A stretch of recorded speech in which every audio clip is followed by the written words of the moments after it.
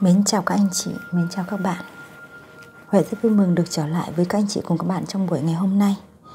Thì chúng ta luôn có một cái suy nghĩ là con người của chúng ta đã có cái sự tỉnh thức đến như thế nào.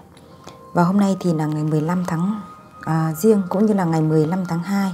Một ngày Huệ thấy rằng nó có những cái ý nghĩa kể về cái quan hệ tâm linh cũng như kể về cái quan hệ trong cái cuộc sống của chúng ta. Thì chúng ta luôn có một cái giá trị, đó là chúng ta muốn hiểu biết về con người của chúng ta hiện nay, chúng ta đang ở cái ngưỡng nào và chúng ta đã có sự thức tỉnh đến bao lâu. Thì chúng ta cũng cần có một cái, người ta gọi là cái năng lượng để chúng ta đo ấy. Bởi vậy mà Huệ cũng rất mong muốn giúp cho các anh chị hiểu thấu hơn về con người của bản thân các anh chị.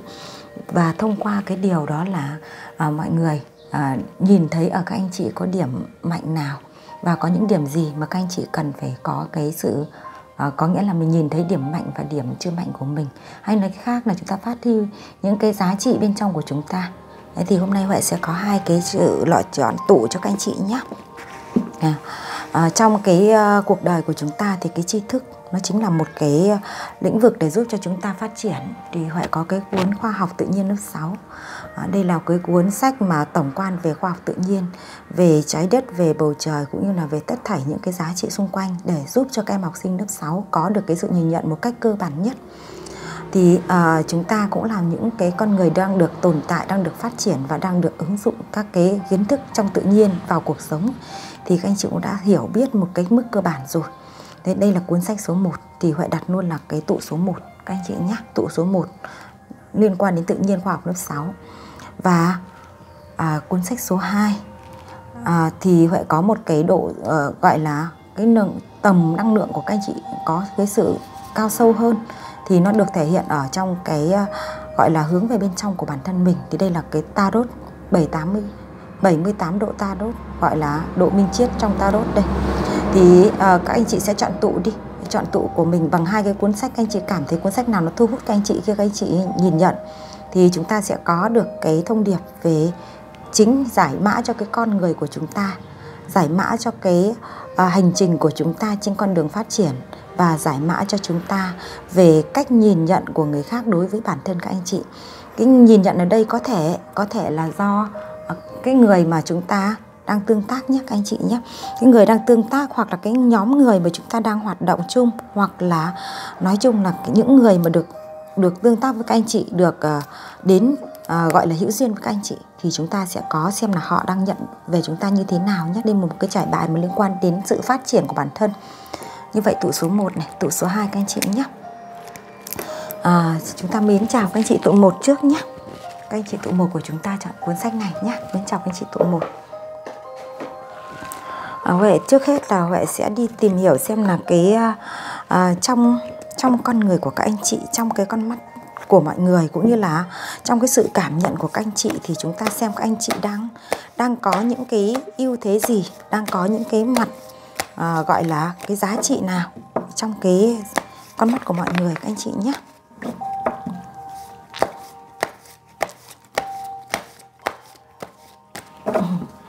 Cảm ơn các anh chị tụ 1 luôn có sự đồng hành cũng như chia sẻ cùng với Huệ hoan hỉ nhiều nhé. Đây, cái năng lượng của các anh chị đó.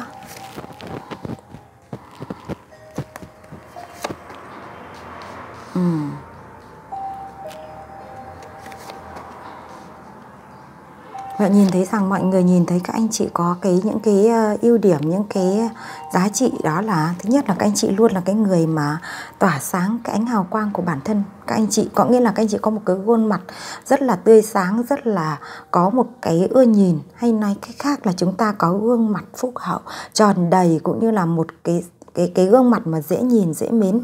Khi người ta nhìn thấy các anh chị là người ta cảm thấy có cái sự bình an ở trong đó. Bởi vì cái năng lượng của các anh chị nó là năng lượng của ánh dương. Khi các anh chị đứng ở đâu, hoặc anh chị mà đến đâu đó, thì nó tự tỏa cho con người ở nơi đó có một cái sự ấm áp, một cái sự bình an, và họ cảm thấy rằng bên trong của các anh chị nó rất là có sự gọi là có cái tâm rất là an bình ở trong đó. Thế thì với cái gương mặt như vậy thì các anh chị sẽ là một cái người ta gọi là bộ mặt ngoại giao, để khi chúng ta đi đến đâu chúng ta cũng là một trong cái người mà mang lại cái sự bình an cho chính bản thân mình, cũng cho những người xung quanh của mình. Thì đấy cũng là một cái sự người ta bảo là tâm sinh tướng, có nghĩa là trong tâm của các anh chị ra sao thì cái tướng của các anh chị, cái khuôn mặt của anh chị nó đã được thể hiện. Đây là một cái sự gương mặt rất là đẹp các anh chị nhé, rất là đẹp. Đẹp ở cái giá trị phúc hậu, đẹp ở cái giá trị nội tâm, và đẹp ở cái giá trị mà có một cái sự người ta gọi là ôn hòa ở trong đó, hài hòa. Thế thì các anh chị thì người ta chỉ thấy rằng các anh chị là một trong những cái người mà có cái năng lượng tỏa ra như vậy. Thì trong cuộc sống của các anh chị thực ra là các anh chị đã là nếu như các anh chị đã có gia đình thì các anh chị đã là một trong những người mà góp phần vào trong cái việc mà mang cái lại hạnh phúc của anh chị trong gia đình. Bởi vì anh chị là một cái người rất nhân hậu như vậy, nên các anh chị cũng là một trong những người mà xứng được để được sinh ra trong một gia đình có sự hạnh phúc, trong một gia đình đã có những cái người ta gọi đó là cái sự viên mãn trong cái cuộc sống hôn nhân ở trong đó. Thế thì tùy theo cái mức độ mà các anh chị cảm nhận nhé, bởi vì trong cuộc sống tình cảm thì con người của chúng ta cảm nhận ra sao thì chúng ta được đánh giá như vậy. Thì mọi người thấy rằng thứ nhất là các anh chị được sống trong một cái môi trường, môi trường nuôi dưỡng cho các anh chị có một cái giá trị rất là người ta gọi là hạnh phúc ở trong đó. Có ba có mẹ, hoặc là có những người trưởng thành mà có cái sự bao dung, yêu thương cũng như là gắn bó với nhau. Và trong gia đình của các anh chị thì cũng là một cái người mà có thể là có 3 đến 4 thế hệ cùng sống nhé, và có cái sự yên ấm ở trong đó. Và Huệ cũng nhìn thấy rằng nhưng bên cạnh đó, với cái con người của các anh chị đó thì bên trong của các anh chị nó vẫn có một cái nét u buồn. Đấy, tuy rằng gương mặt của các anh chị rất phúc hậu nhưng nó vẫn có nét u buồn ở trong đó. Cái nét u buồn ở đây nó thể hiện cho rằng các anh chị là một người trầm tính, sâu lắng, và là một con người mà không phải là một con người luôn luôn thích có sự hoạt láo đâu. Anh chị là những người mà không có thích sự hoạt láo. Anh chị là những người mà có thích cái sự tĩnh lại và thích cái sự mà nó chắc ẩn ở bên trong. Đó, có nghĩa là cái tình của các anh chị nó sâu sắc chứ nó không phải là nung nổi bên ngoài. Và mọi người nhìn thấy rằng các anh chị cũng là một trong những người mà khi mà giao việc, hoặc là khi hợp tác, hoặc là khi làm bất kỳ một công việc gì, thì cái việc ở đây các anh chị làm một cách nhanh chóng. Và các anh chị là một trong những người mà có cái ý chí cũng như cái nghị lực cũng như là cái sức mạnh mà các anh chị làm việc rất là tốt. Như vậy với cái năng lượng mà các anh chị mang đến cho mọi người, những cái cảm nghĩ như vậy, thì các anh chị là những người mà mang lại cho đối tượng hoặc là cho tất cả những người mà nhìn về các anh chị là một trong những người có cái sự quyết tâm, có cái giá trị về trí tuệ, và cũng có cái sức mạnh. Khi làm một cái điều gì các anh chị làm cũng rất là quyết liệt nhé. Đó. Thế còn một cái khía cạnh nữa thì bạn nhìn thấy rằng một số các anh chị ở đây thì các anh chị có một cái phảng phất cái nỗi buồn này. Các anh chị thực sự là cái người rất nhân hậu nhưng có phảng phất nỗi buồn này bởi vì các anh chị đã từng trải qua những cái giá trị hạnh phúc của một gia đình. Thế nhưng mà con người ta nó không phải ai lúc nào cũng được nắm trong tay cái sự hạnh phúc, mà nó có thể nó đã được chuyển qua, nó đã được đi qua, và các anh chị có một cái hơi buồn một chút về cái cuộc hạnh phúc đó nhé. Thế còn cái năng lượng nữa là bạn nhìn thấy rằng đứng trước cái biển trời bao la thì các anh chị vẫn là một trong những người mà luôn luôn có cái sự cân nhắc. Cái sự cân nhắc trong các anh chị là luôn có, bởi vì các anh chị sống rất nội tâm. Cái sự cân nhắc này đã mang lại cho các anh chị những cái lúc mà các anh chị cảm thấy rằng hình như nó mất phương hướng. Nó mất phương hướng. Rõ ràng là mình là một con người mang hạnh phúc, mang an vui đến cho người khác, nhưng trong thân tâm của các anh chị, trong chính cái bản thân của các anh chị, đôi lúc lại tự không biết hướng cho bản thân mình. Bởi vì các anh chị sống quá cân nhắc, quá nội tâm và quá là khắt khe với chính bản thân mình. Do vậy mà cái bước đi của các anh chị cũng như là cái định hướng của các anh chị là nó chưa có cái sự đến được một cái gọi là thông suốt. Nên các anh chị đôi lúc cảm thấy mình bị phân vân, bị che lấp, hoặc là đứng giữa những cái ngã ba mà chúng ta có cái sự lựa chọn nó khó khăn hơn. Đó là cái năng lượng mà khi người ta nhìn vào các anh chị nó là như vậy các anh chị nhé. Bởi vậy mà trong cái cuộc sống của chúng ta thì các anh chị có những cái mặt mạnh nào, có cái giá trị gì mà các anh chị đang cần phát huy nó, thì vậy sẽ nhìn cho các anh chị nhé. Bởi vì chúng ta biết được người khác nhìn về chúng ta như vậy, nhưng trong nội tâm của chúng ta có nhận biết được mình hay không mới là giá quan trọng. Còn cái bản thân của mình, nếu chúng ta nhận biết được rõ bản thân mình đang có điểm mạnh nào, đang có những giá trị nào, thì chúng ta sẽ có một cái sự người ta gọi là thấu hiểu bản thân. Đó, thấu hiểu bản thân.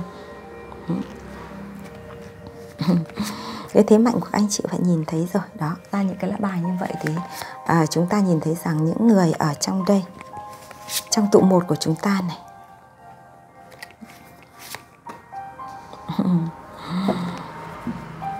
cái thế mạnh mà Huệ nhìn thấy mà chúng ta được thể hiện ở trong các anh chị tụ 1 đấy. Cái thứ nhất là chúng ta là một trong những cái người mà có những cái thế mạnh mà người khác thực sự là người ta gọi là mong muốn có. Về cái tài chính của các anh chị thì các anh chị là một cái người mà rất biết làm tài chính, rất biết làm ra tài chính. Hoặc là các anh chị là người mà coi tài chính nó chính là một cái giá trị mà được nâng niu, được trân quý, cũng như là cần phải hoạch định rõ ràng. Nên là các anh chị có một cái sự người ta gọi là sung túc, viên mãn, cũng như là một cái giá trị mang lại cho các anh chị cảm thấy rằng rất là phấn khích khi các anh chị nghĩ về tài chính. Tài chính cũng chính là một cái khía cạnh mà chúng ta cần hướng tới. Khi chúng ta có no đủ, chúng ta có một cái sự sung túc, chúng ta mới có một cái người ta gọi đó là cái cuộc sống đầy đủ. Đầy đủ ở đây tùy theo mọi người các anh chị nhé. Không phải là chúng ta so với người này so với người khác đâu. Sự đầy đủ của mỗi người có cái sự nhận định khác nhau.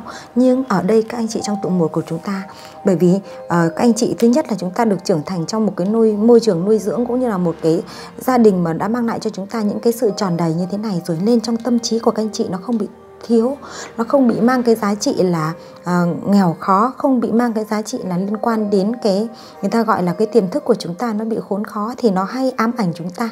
Nên các anh chị là cái người biết làm tài chính, biết lao động, biết cống hiến, cũng như là biết lựa chọn những công việc mà để giúp cho các anh chị có cái sự tài chính mang lại cái sự đong đầy cho các anh chị.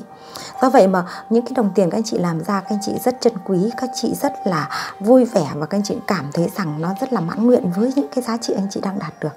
Đấy là cái thế mạnh của các anh chị nhé. Khi mà chúng ta đã có cái tâm thái như vậy rồi thì cái đồng tiền nó đến với chúng ta, nó là đồng tiền hạnh phúc. Đồng tiền mang lại cho chúng ta những cái ấm áp, mang lại cho chúng ta một cái niềm vui, và mang lại cho chúng ta những cái giá trị hạnh phúc, thì người ta đó gọi là đồng tiền hạnh phúc các anh chị nhé. Đó, phải nhìn thấy cái điều đó. Và cái thứ hai nữa là các anh chị có những cái thứ mà người khác người ta đang ngưỡng mộ các anh chị, đó là các anh chị có một cái người ta gọi đó là cái sức mạnh. Sức mạnh, anh chị đây được hai cái sức mạnh, đó là các anh chị là vua của kiếm và vua của nữ hoàng kiếm, hay là người ta gọi đó là cái trí tuệ của các anh chị. Trí tuệ ở đây nó là cái giá trị mà nếu như bé chúng ta đi học thì người ta gọi là chúng ta có sự thông minh. Thông minh nếu các anh chị ở đây thì học thì rất là giỏi, thông minh, nắm bắt tốt, và cũng có cái tư duy rất là sâu. Khi các anh chị còn là đi học thì các anh chị đều là những cái người mà gọi là nắm vững cái chủ chốt, cái cốt cán của lớp hoặc là của trường. Nên các anh chị có một cái sự tự tin ngay trên chính cái thân. Khi các anh chị trưởng thành thì các anh chị cái tự tin lắm. Cái tự tin này là cái mang lại cho các anh chị có cái phần lớn trong cái cuộc sống rồi. Tự tin bởi vì chúng ta có một cái lượng tri thức, kiến thức của chúng ta vững vàng. Tự tin bởi vì chúng ta so với lại những cái giá trị mà chúng ta đã đi qua thì chúng ta cảm thấy rằng chúng ta đã đạt được. Bởi vì trong quá trình học tập các anh chị rất xuất sắc. Các anh chị luôn là những người liên quan đến cái giá trị mà về thành tích, thành tựu học tập thì cũng rất là tốt. Đó. Bởi vậy mà trong cuộc sống, khi đi ra bên ngoài môi trường, khi đưa con đường của chúng ta về với cuộc đời của chúng ta gọi là trường đời, thì các anh chị lại là một trong những người có cái sức mạnh tiềm ẩn. Có sức mạnh tiềm ẩn, có một cái sự khát khao. Đây, có sự khát khao, có cái khả năng độc lập, có một cái sự quyết đoán, và có một sức mạnh. Đó, sức mạnh giống như là những cái chúa tể sơn lâm này, có như các anh chị dám vượt khó. Các anh chị giống như là những người dẫn đầu, giống như những người mà mang lại cho cái nơi các anh chị làm việc, hoặc là nơi các anh chị bước đến, nó là một trong những người đi đầu, dẫn đầu. Đó. Và các anh chị còn có cái năng lượng tầm nhìn nữa cơ. Năng lượng tầm nhìn này không phải chỉ là trong cái công việc đâu, mà tầm nhìn về cái cuộc sống, tầm nhìn về cuộc đời. Và các anh chị bình thản. Với những con người ở trong tụ một này thì Huệ đã nhìn thấy rằng các anh chị đến một cái năng lượng bình thản rồi. Bình thản ở đây là bình thản trước sóng gió cuộc đời, bình thản trước những cái giá trị mà cuộc sống mang lại cho các anh chị. Đó, nên các anh chị cảm thấy rằng, Huệ cảm thấy rằng các anh chị đang có những lúc các anh chị có thể là xung quanh các anh chị có rất nhiều những cái còn bề bộn, còn ngổn ngang, nhưng các anh chị vẫn có một cái giấc ngủ ngon, một cái tâm thái rất là an bình, để các anh chị giống như là trong thiền. Các anh chị đã được quay trở về bên trong của mình để chỉ nghĩ đến những cái giá trị mà bên trong ban tặng thôi. Đó, và các anh chị biết không, trên cái hành trình các anh chị đi thì các anh chị luôn luôn là cái người dơ cao cái ngọn, người ta gọi là ngọn đèn, cái đèn trí tuệ của các anh chị đó. Nó luôn luôn là cái người mà ham mê, luôn luôn là cái người dẫn đầu, và luôn là cái người mà quyết đi trên cái hành trình của bản thân mình. Đó, bởi vậy mà cái năng lượng của anh chị nó thực sự là người ta gọi là có một cái tri thức rất là tốt rồi, tri thức tốt. Thế còn trí tuệ thì sao? Trí tuệ là những cái giá trị mà thực ra là Huệ chia sẻ với các anh chị, đó là nó cũng không nhất thiết là học ở trong cái trường học của chúng ta mà có được trí tuệ đâu, mà chúng ta còn có thể khai thông khai mở nhờ những cái sự hoạt động của chúng ta trên đường đời. Và học ở trường học thì chúng ta biết được nó được một phần, nhưng khi ra ứng dụng đường đời nó mới là được rất nhiều phần. Bởi vậy mà nếu như các anh chị đã giỏi trong trường học rồi thì khi ra trường đời các anh chị là một người có quyết tâm, có tầm nhìn và một người vững chãi như thế này, thì Huệ thấy rằng các anh chị lại còn đang hướng vào bên trong của mình nữa rồi đây này. Nên các anh chị đang đi trên con đường mà các anh chị cảm thấy rằng dù nó khó khăn, dù nó mấp mô, dù nó có cái gì đi chăng nữa, nó chỉ lênh đênh trên một cái thanh kiếm này thôi, nhưng các anh chị vẫn vững bước qua, mà lại còn lôi theo cả những cái ánh sáng kéo theo nữa, lại còn mang cả cái kho tri thức của anh chị đi theo nữa. Bởi vậy mà các anh chị rất là mạnh mẽ rồi. Đó, cái thế mạnh của các anh chị trong tụ một của chúng ta là như vậy đấy. Vậy khi thế mạnh như vậy rồi thì các anh chị biết phát huy nó. Nếu như các anh chị muốn làm việc về liên quan đến tiền tài, về tài chính thì các anh chị cũng có sẵn đây, có sẵn những cái tố chất đó đây.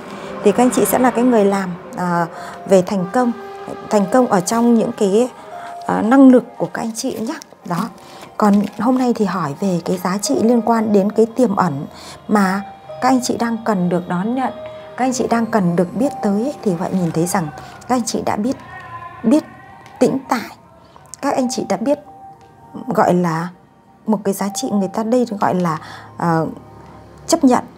Chúng ta chấp nhận, đón nhận và sẵn sàng tiếp nhận tất thảy những cái giá trị mà vũ trụ đang hướng chúng ta, hoặc là đang trao tặng cho chúng ta. Đó, với cái lá bài như thế này thì một cách bình thản, một cách bình nhiên, và một cách là người ta gọi đó là chúng ta đã đón nhận. Đó, bởi vậy mà với cái tâm thái như vậy thì Huệ thấy rằng các anh chị bảo các anh chị là đang bước trên con đường như thế nào rồi. Các anh chị đang bước trên con đường mà thấy được giá trị tuyệt vời của chúng ta rồi. Đó, chúng ta thấy được giá trị tuyệt vời của chúng ta rồi. Thế còn nữa, Huệ xem là các anh chị có cái điểm nào mà các anh chị cần phải biết về cái thế yếu của mình nhá. Thế yếu của mình có nghĩa là mình còn có một cái gì đó nó cũng chưa được, nó cần phải chỉnh sửa, thì Huệ sẽ nhờ vũ trụ chỉ cho chúng ta biết nhé.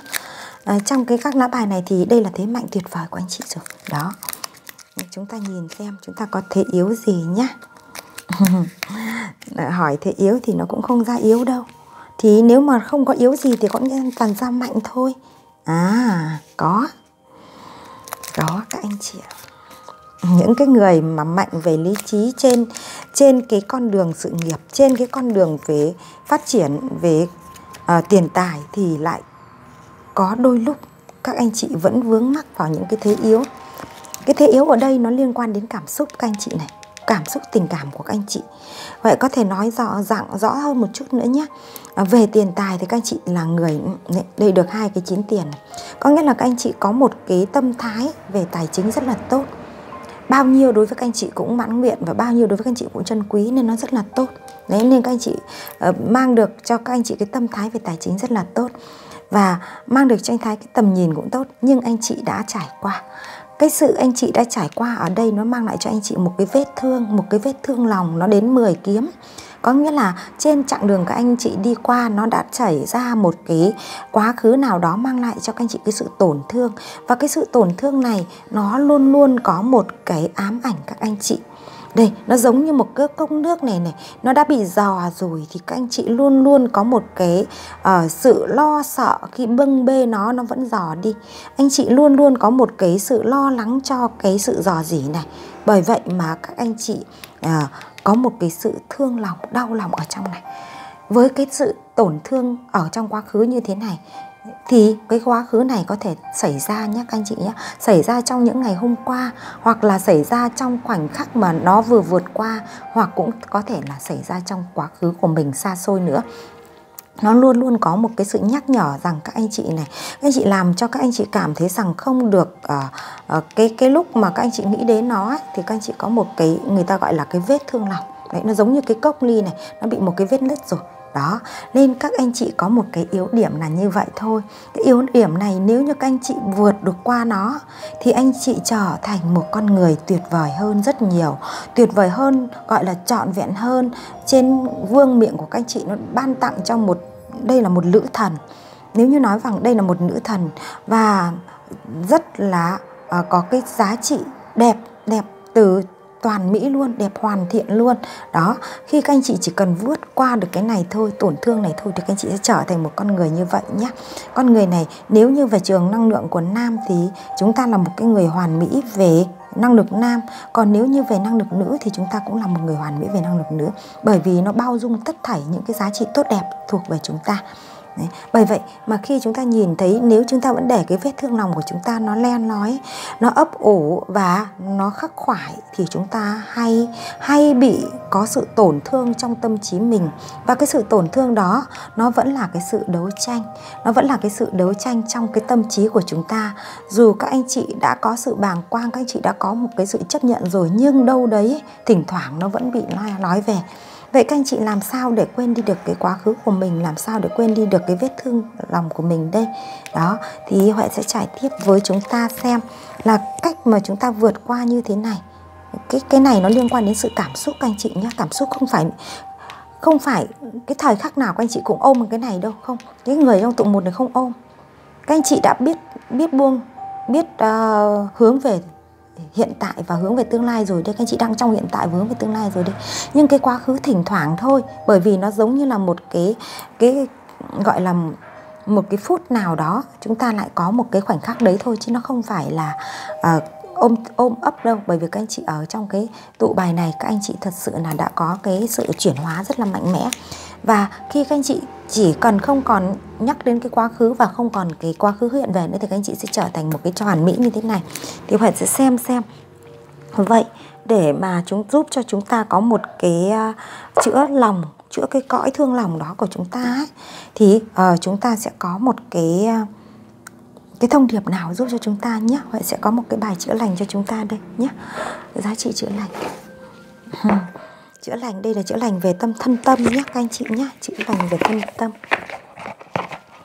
Chữa lành về thân tâm của chúng ta. Đấy. Cái bài toán chữa lành của chúng ta sẽ chữa cái thân của chúng ta thì rất dễ chữa. Nhưng cái tâm của chúng ta thì nó lại chữa lâu hơn. Thế thì chúng ta sẽ có cách chữa thế nào nhé.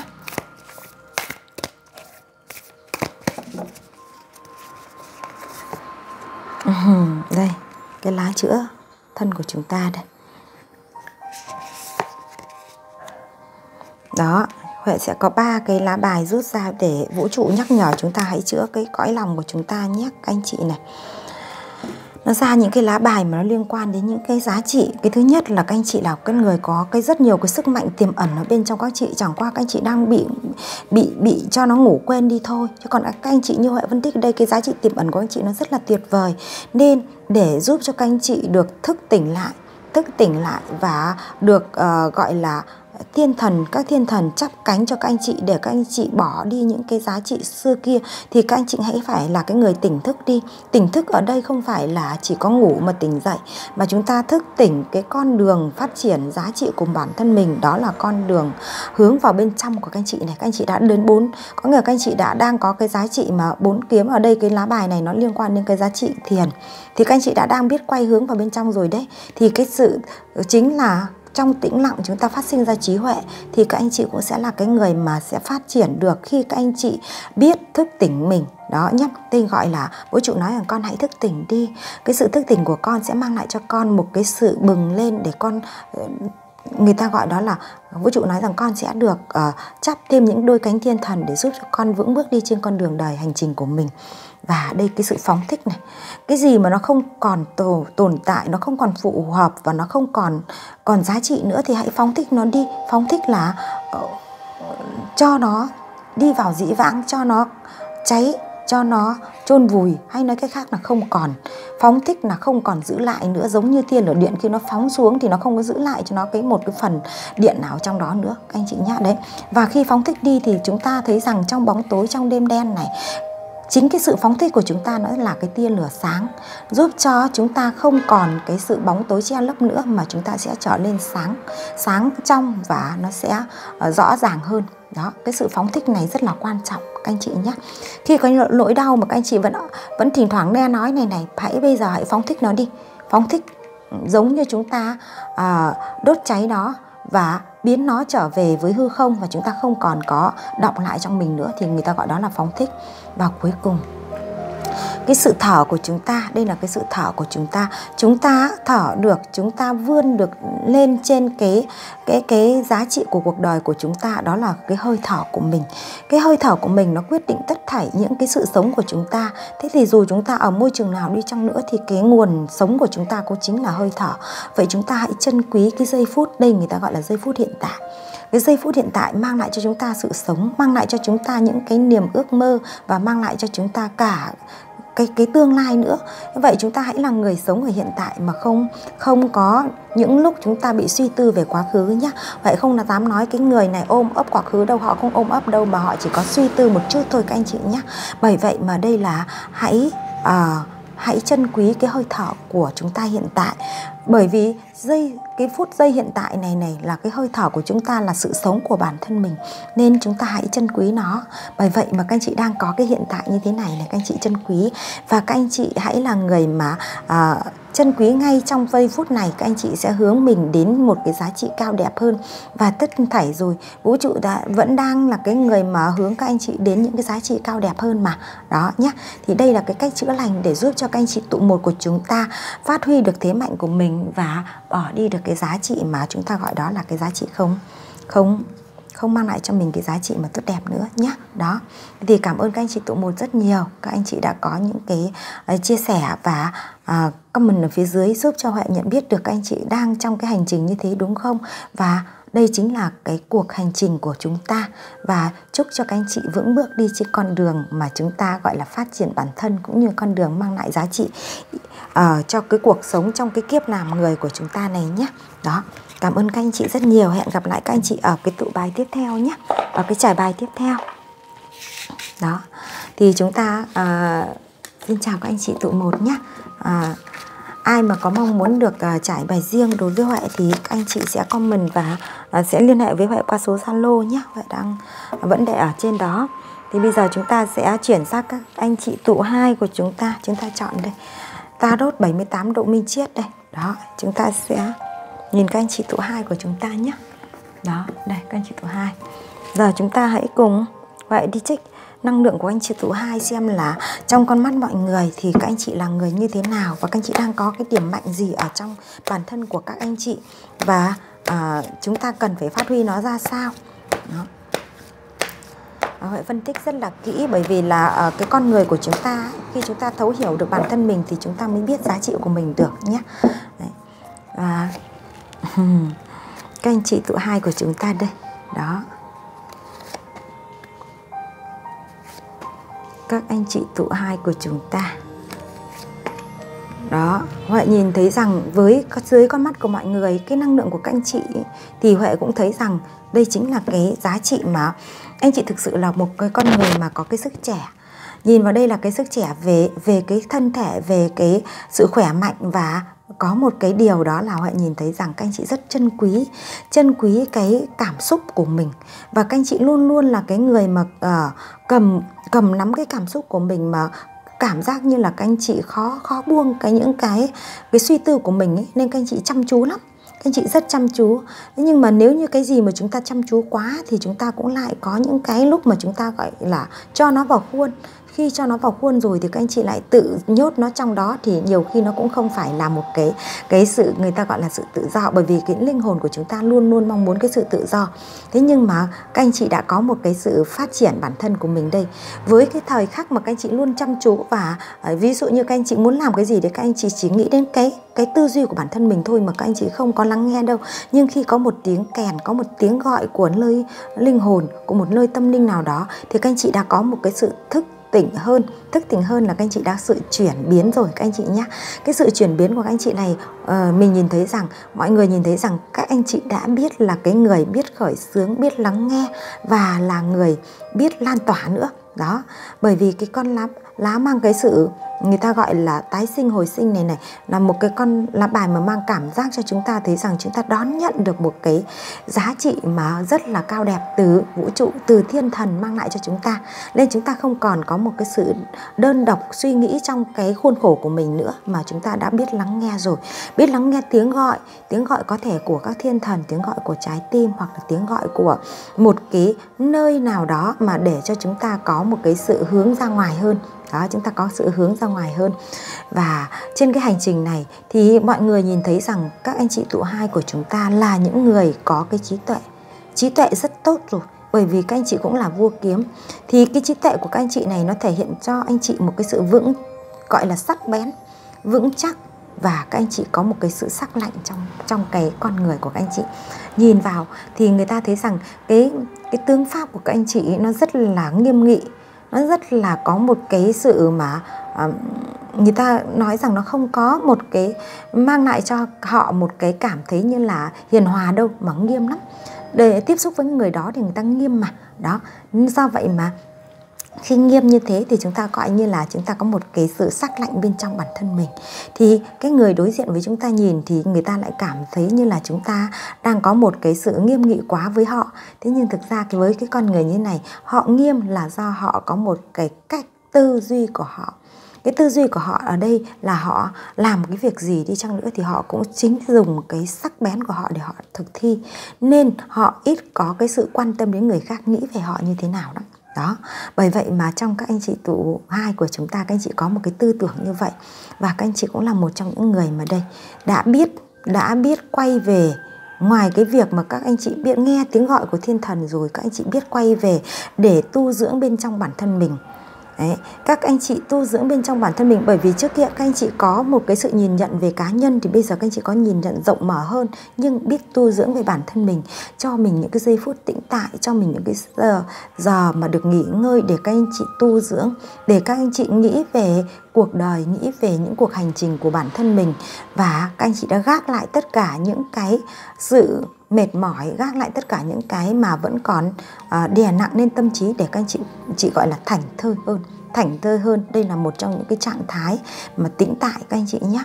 Còn khi mà các anh chị làm việc với bất kỳ một ai đó, hoặc là trong đội nhóm, hoặc là trong một cái công việc gì, thì các anh chị là một cái người ta nói là con ong chăm chỉ. Con ong chăm chỉ ở đây có nghĩa là khi chúng ta làm việc gì, chúng ta chuyên tâm chuyên chú vào việc đó.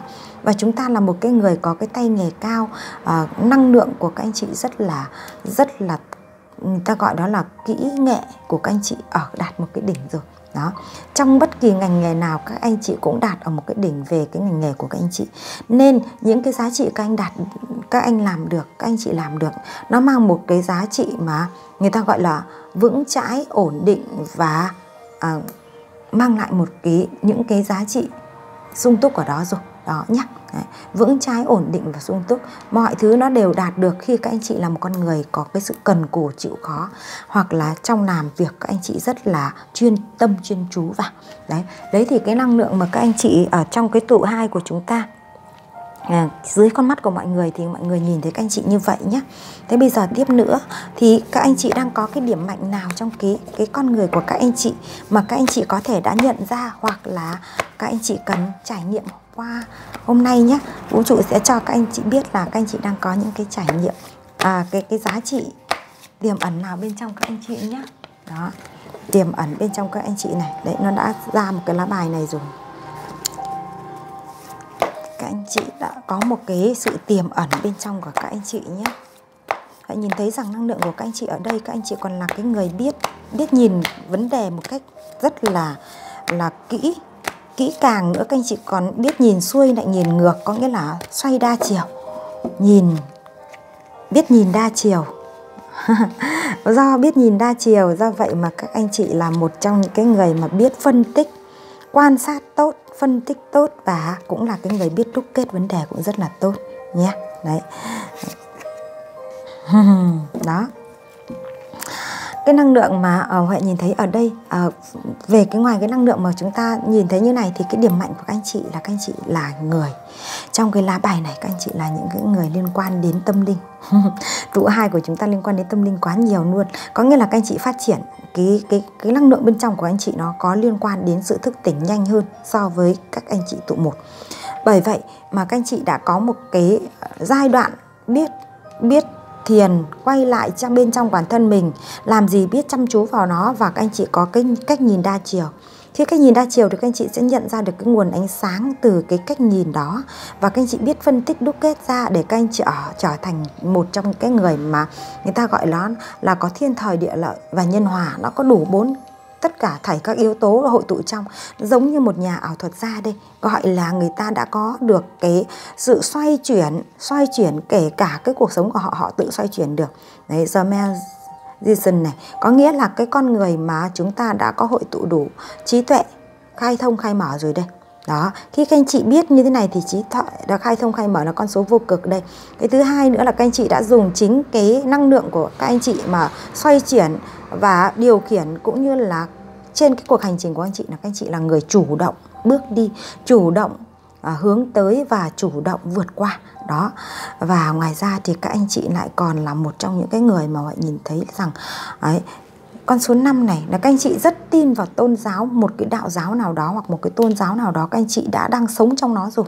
Đó, có thể ở Việt Nam mình có thể các anh chị là theo đạo Phật, hoặc là theo Thiên Chúa giáo, hoặc là một cái đạo nào đó, nhưng mà vậy cảm thấy rằng các anh chị có đức tin. Các anh chị có một cái đức tin rất là mãnh liệt vào cái tôn giáo, vào cái giáo pháp mà chúng ta đang được thực thi. Thì vậy biết rằng là tôn giáo nào cũng tốt, như chúng ta hãy là người có giá trị trí tuệ như thế này để chúng ta hưởng cái giá trị tốt của cái tôn giáo đó. Chứ còn chúng ta không đi theo tà, thế là được rồi. Còn trong cái lĩnh vực nào của chúng ta cũng như vậy, khi chúng ta đã là người thức tỉnh, khi chúng ta đã là người có cái giá trị trí tuệ, thì chúng ta nhìn vào, chúng ta được lựa chọn cái tín ngưỡng, được chọn tôn giáo, được chọn những cái giá trị mà chúng ta được tin theo. Đó, thì anh chị cũng là một người như thế nha, rất mãn nguyện đây. Đó. Và hãy nhìn thấy rằng cái thế mạnh của các anh chị ở đây nữa là các chị đang có một cái mối quan hệ nào đấy, có thể đã là vợ chồng, hoặc có thể đang là người yêu, hoặc là đang trong một cái mối quan hệ tình cảm nào đấy, nhưng mà các anh chị có sự cân bằng nhá, cân bằng gắn kết và mang lại sự yêu thương cho nhau ở đây. Đó, có thể các anh chị không phải là thực tại mà các anh chị luôn luôn song song cùng nhau, nhưng cái người ta gọi là cái giá trị cân bằng ở đây nó được tỏa ra cả bằng cái năng lượng nhé. Năng lượng đây, năng lượng 2 cốc 2 ly đây nó rất là cân bằng nhau. Nắm tay chặt đây là cái thực tại, có nghĩa là nói đến thế giới mà chúng ta gọi là vật chất, nhưng mà đây nó có cái năng lượng của 2 cốc 2 ly nó hòa quyện vào nhau. Đó, như vậy là cái mối quan hệ của các anh chị đây cũng rất là tốt đẹp. Đó, bạn nhìn thấy rất là tốt đẹp. Và nó lại đi cùng với lại cái The Devil này nữa, nó có cái sự, trong mối quan hệ này nó sẽ có sự thức tỉnh tâm linh cho các anh chị. Nhờ mối quan hệ này mà nó mang lại cái động lực cũng như là cái giá trị để giúp cho các anh chị thức tỉnh tâm linh. Tuy rằng cái mối quan hệ này nó có một cái sự cuốn hút ma mãnh ma liệt nào đó nhá. Đấy, ma lực ma mãnh nào đó, chúng ta gọi đó là một cái thế giới vô hình đã gắn kết chúng ta lại với nhau, nó là như vậy. Thế thì cái thế mạnh của các anh chị ở tụ 2 này thì bạn nhìn thấy rằng các anh chị thiên về tụ 1 thì thiên về liên quan đến giá trị, liên quan đến cái vật chất tiền tài của các anh chị, nhưng tụ 2 của chúng ta thì liên quan đến giá trị về trí tuệ của chúng ta. về trí tuệ của chúng ta, về tình cảm, cảm xúc, yêu thương của chúng ta. Đấy, nó được thế mạnh là như vậy. Có mối quan hệ nào đó mang lại cho các anh chị cái sự thức tỉnh, mang lại cho chị có một cái sự cân bằng, và mang lại cho anh chị có một cái tình yêu, nó có một cái sự cân bằng đong đầy như này, và nó có một cái sự cuốn hút như thế này. Chính nếu các anh nam ở đây mà xem thì các anh nam chính là một cái con người mà mang cái cảm nhận được cái hạnh phúc này, nó rất là có một cái gì đó nó thu hút rất là mãnh liệt. Thế còn các bạn nữ mà xem cái trải bài này thì cái người đối phương của các anh chị là cái người mà mang lại cho các anh chị rất nhiều những cái cảm xúc, và đôi khi cái cảm xúc đó cũng là cái cảm xúc không phải là cảm xúc lãng mạn yêu thương đâu, mà cảm xúc mệt, gọi là đau đớn nữa cơ. Nhưng đau đớn trong cái sự mà chúng ta vẫn cảm thấy hạnh phúc, bởi vì cái năng lượng hạnh phúc nó có mà, đó nhé. Bởi vậy mà đối với những cái người mang những cái giá trị như thế này ở tụ 2 của chúng ta, thì cái giá trị bên trong của các anh chị là cái giá trị mà được tiềm ẩn và phát triển, phát huy. Và hiện nay các anh chị đã, nếu như chúng ta nói bằng cái cuộc hành trình của các anh chị tìm thấy ra chính mình nó đến mức nào rồi, thì nếu như chúng ta đặt ở mức 10 phần thì chúng ta đang ở mức 6 đến 7 rồi các anh chị nhé. Nó đã nhích hơn so với cái tầm trung bình rồi. Đó, bởi vậy mà chúng ta đang vững vàng đi tìm ra những cái giá trị chân quý của bản thân mình. Thế còn chúng ta tìm tiếp xem vậy, như vậy là chúng ta có cái điểm yếu nào không để mà chúng ta cần phải biết để giúp cho chúng ta có cái sự chữa lành đây. Bởi vì con người của chúng ta khi chữa lành thì chúng ta sẽ mang lại cho bản thân mình nhé, mang lại cho bản thân mình những cái sự bình an. Còn nếu như chúng ta vẫn cứ để những cái sự rối bời thì nó mang lại cho chúng ta sự bất an nhé. Đó. Đối với các anh chị tụ 2 của chúng ta con người đang có cái sự phát triển như vậy rồi, thì chúng ta có cái tổn thương nào không, có những cái gì không? Đấy. Vậy cũng thấy rằng ngoài cái việc kia thì các anh chị cũng là một trong những cái người mà cũng có những cái tình yêu với cái thiên nhiên nữa nhá. Các anh chị, cái thức tỉnh của chúng ta là chúng ta có cái gieo cái tình yêu thương với cái thiên nhiên đấy. Bảo cái người tụ 2 là như vậy mà. Đó, nó ra lá giờ hết tịch này. Đó. Đấy. Đó. Ra 2 ông vua kiếm này. Đây vua kiếm này. Có nghĩa là cái trí tuệ của anh chị thì rất là tuyệt vời. Nhưng đúng là nó vẫn có một cái nỗi đau. Nỗi đau đè nặng lên tâm trí của anh chị. Và chính cái nỗi đau nào đấy đã mang lại cho các anh chị cái sự thức tỉnh. Chúng ta nói rằng trong cuộc đời của chúng ta mà không có cái nỗi đau, không có một cái rào cản, và không có một cái sự người ta gọi là một cái ngáng đường, thì chúng ta không bao giờ chúng ta có một cái sự thay đổi. Còn chúng ta cứ bằng là chúng ta vẫn cứ giống như là trên đường đi mà chúng ta vẫn cứ đường bằng phẳng, thì bao giờ chúng ta cũng giữ cái tốc độ của người ta như vậy. Thế nhưng mà cái lúc thì nó có gập ghềnh, lúc thì nó lại trơn tru, thì chúng ta có cái sự thay đổi vận tốc. Và cái sự thay đổi đó, ở đây các anh chị là sự thay đổi từ khổ đau, từ sự tổn thương, từ cái sự làm cho chúng ta bị gục ngã. Đấy, rất nhiều những cái cành cây, những cái kiếm, đây không phải là kiếm mà đây gọi là cành cây, như là cái kiếm đâm vào chính cái con người của chúng ta, vào tâm trí của chúng ta, làm cho chúng ta cảm giác như là sắp bị gục rồi. Đấy, đây sắp bị gục thôi chứ không phải là gục nhé. Khi sắp bị gục rồi thì chúng ta mới có cái sự vượt qua, giữa cái sống và cái chết chúng ta mới có một cái là chúng ta muốn sống thì chúng ta phải vượt qua cái lúc đó. Đấy, bởi vậy mà mình nhìn thấy rằng ở trong các anh chị tụ 2 này cũng xảy ra một cái chặng như thế rồi nhé. Một cái chặng đau thương. Một cái chặng đau thương này thôi, hôm nay thì không nói về đau thương nó là cái gì cả. Bởi vì chúng ta chỉ biết là chúng ta ngẫm, chúng ta có một cái sự đau thương mà đến như Tùng gần như là cùng cột rồi, để giúp cho chúng ta thức tỉnh. Và chúng ta biết rõ con người của chúng ta đây. Chúng ta là những con người đến với cái thế gian lần này trong tụ 2 này. Huệ, tại sao lúc nãy Huệ bảo là cái người trong tụ 2 này rất là có cái năng lượng tâm linh rất là cao, vì đây nó lại xuất hiện đây. Và cái lúc đó các anh chị cần phải gì? Khi con người của chúng ta đã có cái năng lượng đấy rồi, thì cái lúc này là cái lúc mà nó phát huy này. Khi con người ta hết cái cách nhìn của đường đời, của cái ngoài, người ta gọi đó là trên cuộc đời, thì chúng ta lại phải phát triển cái nội lực của mình. Và khi chúng ta phát triển nội lực của mình thì chúng ta mới cứu được chính bản thân mình. Đấy, ngay như cả cái vấn đề bệnh tật chúng ta cũng chú ý là con người chúng ta có cái năng lượng tự chữa lành rất là tuyệt diệu.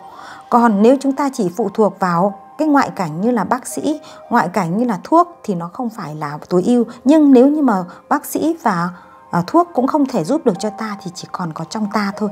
Đó là năng lượng trong ta thôi. Thì đây các bạn là tụ 2 này lúc này đã biết vận dụng, vận hành cái năng lượng chính bên trong của chúng ta, đã được tích lũy nhiều đời nhiều kiếp rồi. Chúng ta sẽ chữa lành cái sự tổn thương đó. Và khi trưởng thành chữa lành, chúng ta biết chúng ta thành cái gì không? Chúng ta thành ông vua kiếm. Đây, cái năng lượng vua kiếm nó đây này. Đó, vậy chúng ta được cái năng lượng hiện tại bây giờ là do chúng ta có một cái cuộc hành trình như thế này. Như vậy với các bạn ở cái tụ số 2 này thì Huệ thấy rằng các bạn đang chữa lành cho chính các bạn rồi. Đâu có cần phải cái sự thức tỉnh của vũ trụ nữa đâu. Bởi vì các bạn có phải là cái sự chỉ dẫn của vũ trụ, một cái câu chỉ dẫn nữa đâu. Bởi vì các bạn đã biết là khi ngoại cảnh tác động, khi bên ngoài tác động, và khi chúng ta đứng trước một cái sự bờ vực mà không còn cái phao nào để cứu nữa, thì chỉ có mỗi cái phao là chính bản thân mình. Thì các anh chị đã tìm thấy rồi đây. Các anh chị tìm thấy rồi, và các anh chị đã chữa được cho mình nè, chữa để chuyển hóa mình trở thành một ông vua kiếm. Ông vua kiếm là ông vua mà có đầy đủ cái sức mạnh trí tuệ, và ông ấy sẵn sàng tiếp ứng tất thảy những cái giá trị tiếp đến con đường của ông ta. Và hiện nay Huệ nhìn thấy đây. Đó, bởi vì có đức tin, có niềm tin và tin tưởng vào vũ trụ, tin tưởng vào những cái giá trị chân thực nhất của vũ trụ, nên con người này đã có một cái sự bình tâm, bình an ngay chính trong con người của họ rồi. Như vậy các bạn ở trong cái tụ 2 của chúng ta, Huệ không có cần phải nói rằng là chúng ta cần phải làm sao để vượt qua nữa. Bởi vì chúng ta đã vượt qua, hoặc là chúng ta đang vượt qua, mà chúng ta đã tìm lại chính bản thân mình rồi đây. Chúc mừng các bạn tụ 2 nhé. Bởi vì nếu như khi mà chúng ta đã nhìn thấy được những cái giá trị như thế này rồi, thì các bạn là tụ 2 của chúng ta sẽ gọi là có một cuộc hành trình rất là nhanh để về được với lại cái nơi mà chúng ta tìm thấy cái gọi là cái ánh sáng ở đó. Bởi vì chúng ta đã có đức tin rất rõ ràng như này rồi. Chúng ta viên mãn, hay chúng ta gọi là tin tưởng vào chính con đường ta đi. Và đây nó chỉ là cái bậc thang để chúng ta đi tới thôi. Đi tới cái nơi mà chúng ta hướng về ánh sáng đó thôi. Chứ chúng ta đã có đường đi rồi. Chúc mừng các anh chị tụ 2 rất nhiều. Chúng ta đã tìm thấy đường rồi đấy. Đó. Vậy cái con đường của chúng ta nó đâu có ở xa đâu, mà nó ở ngay trong cái khi chúng ta thức tỉnh này, khi chúng ta biết vận dụng cái năng lực của nội tâm của mình để thoát ra cái nỗi đau đó, thì chúng ta sẽ tìm thấy đường thôi. Cảm ơn các anh chị tụ 2 nhé. Và đây là một cái kết quả mà Huệ đã phân tích xong 2 cái trải bài của chúng ta về 2 cái nhóm mà chúng ta được người khác nghĩ về chúng ta như thế nào, và trong chúng ta có những cái giá trị gì. Vì hôm nay là một cái ngày nó liên quan đến giá trị rất đặc biệt, ngày 15 trùng giữa ngày 15 tháng Giêng. Đó, nếu như các bạn vẫn nói rằng chúng ta liên quan đến tâm linh thì cái ngày rằm tháng Giêng nó rất là quan trọng. Đó, còn ngày 15 tháng 2 nữa, đây chúng ta cũng vừa trải qua một cái tháng mà chúng ta có nghĩa chúng ta có một cái sự kỳ diệu giữa tháng âm với tháng Dương nó trùng vào ngày với nhau. Nên Huệ thấy rằng nó rất là kỳ diệu, nên Huệ có được đón nhận cái thông điệp là trải bài với chúng ta về cái lĩnh vực mà con người của chúng ta như vậy, để chúng ta nhận biết được nó có sự kết hợp giữa âm dương. Đó, thì chúng ta sẽ nhận biết được bản thân mình. Thì Huệ cảm ơn các anh chị rất nhiều. Và nếu như anh chị nào muốn có một cái dõi đường hơn cho cái con đường mình đi nữa, thì các anh chị hãy liên hệ với Huệ riêng qua Zalo nhé. Cảm ơn các anh chị, và hẹn gặp lại các anh chị ở các trải bài tiếp theo. Nếu anh chị nào có cái mong muốn về những cái câu hỏi về liên quan đến con người, liên quan đến vũ trụ, hoặc là liên quan đến cái tình cảm như thế nào, thì các anh chị hãy comment ở dưới. Và nếu như thấy cái năng lượng Huệ hợp và Huệ có cái sứ mệnh là cần phải giải quyết, giúp cho các anh chị thấu hiểu hơn, thì Huệ sẽ trả bài theo những cái thông điệp đó của các anh chị nhé. Cảm ơn các anh chị rất nhiều.